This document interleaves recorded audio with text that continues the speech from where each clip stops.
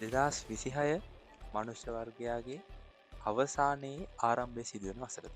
2026 හැමෝටම තවත් සාමාන්‍ය අවුරුද්දක් වුණාට අනාගතය දකින විශේෂඥයන්ගේ මතයට අනුව නම් මේ අවුරුද්ද මිනිස් ඉතිහාසයේ අඳුරු කරන අවුරුද්දක් වෙන්න පුළුවන්. ඇයි මම මෙහෙම කියන්නේ කියලා අපි මේ වීඩියෝ එකෙන් බලමු.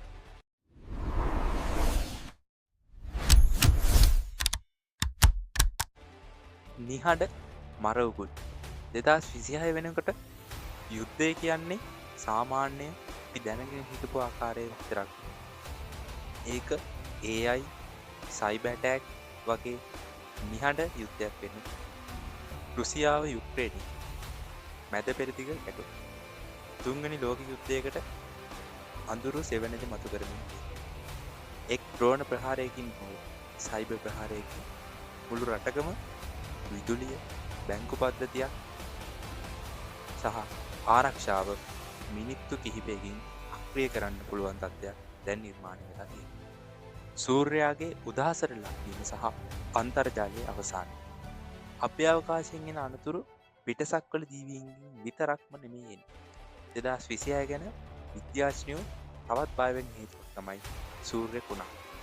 අපි දැන් පහු කරමින් සිටින්නේ සූර්යයාගේ ක්‍රියාකාරීත්වය උපරිමයට ගමන් කරන කාල පරාසය.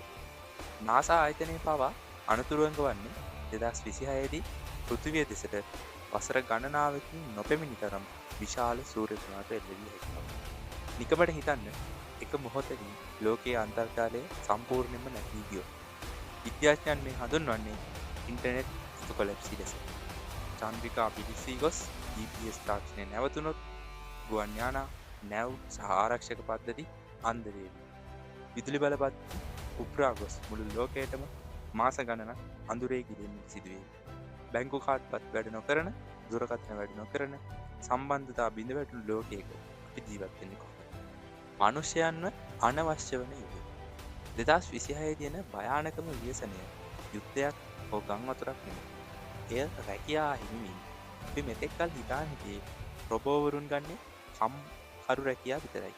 නමුත් 2026 දී ඒ සිතුවිල්ල කන පිට පෙරලෙනවා.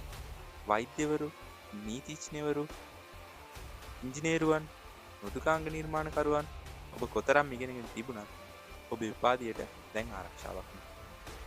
කෘත්‍රිම බුද්ධිය හමුවේ මනුෂ්‍ය මොළය පරණ ආයුධයක් බවට පත්වමින් තියෙනවා.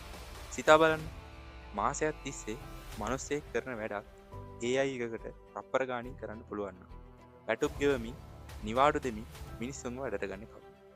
AI එකට මහන්සි දැනෙන්නේ නැහැ. ඒවට කෑම ඕනි නැහැ. ඒවා පඩි වැඩි කරන්න කියලා උද්ඝෝෂණ කරන්නේ. ඉතිහාසයේ පළමු වතාවට ලෝකයේ වැඩකට නැති මිනිසුන් බිහි වෙන වසර 2026 විය හැකියි. චිත්‍ර ශිල්පියාගේ බුරුසුව, ලේඛකයාගේ පෑන් සහ ගායකයාගේ කටහඬ බවා AI විසින් සොරකම් කරනවා. රැකියාවක් නැති, ආදායමක් නැති, නමුත් ජීවත් වෙන්න ඕන කරන මිනිසුන් දිවියන ගාන පාරට වැටුනහම ලෝකයක් නීතියක් ඉදිරි වෙයි. මිනිසා මැව්ව තාක්ෂණය විසින්ම මිනිසාව කුණු කූඩේට දාන කාලය 2026 උදා වෙයි. ස්වභාව ධර්මයේ පරිගැනීම. අහසින් එන ගින්දර වගේම පොළවේ යටිනුත් මරණය මතුවෙනවා. විද්‍යාඥයන් කියන විදිහට 2026 කියන්නේ ගෝලීය උණුසුම කියන වචනය ගෝලීය පැසීම බවට පත්වෙන වසර. පෘථිවියේ සීමාව දැන් පැනලා ඉවරයි. එක පැත්තකින් හුස්ම හිර කරන තරම් අධික රස.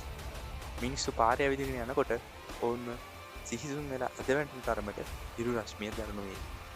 අනිත් පැත්තෙන් බලාපොරොත්තු නොවන මොහොතක කඩා වදින මහා ගම් වතුර සොලිකුණාට නගර පිටින් සෝදාගෙන යන්න පුළුවන්. 2026 දී මේ දේවල් ඔක්කොම සිදු වෙද්දී අපි දැනගන්න ඕනේ තවත් කාරණයක් තමයි අනාගතයේදී ලෝකේ යුද්ධ සිද්ධ වෙන්නේ බොරතෙල් වෙනුවෙන් නෙවෙයි වතුර වෙනුවෙන් කියලා. පිරිසිදු වතුර බෝතලයක් හොයාගන්න එක අනාගතයේදී තෙල් හොයනවට වඩා බොහොම අමාරු දෙයක් වෙයි. 2026 ගැන බබා වන්ගාගේ අනාගතය.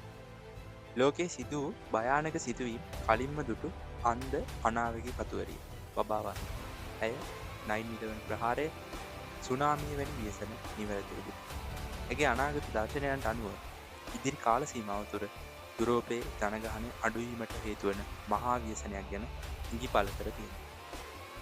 නමුත් ඇය පැවසූ භයානකම දෙයක් ඒකනෙ.